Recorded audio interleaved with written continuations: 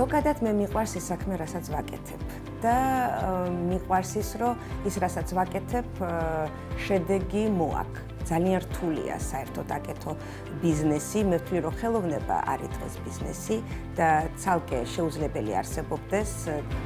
ძალიან მნიშვნელოვანია გაყიდოს სწორედ შენი პროდუქტი.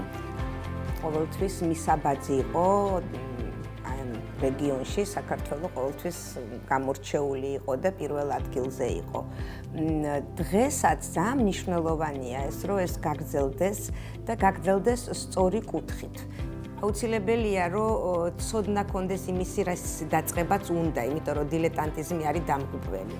რა ხელოვნების დარგში არ უნდა მუშაობდე, აუცილებელია წინსვლა, განახლება და დროს მიუსადაგო ის ყველაფერი, რასაც აკეთებ.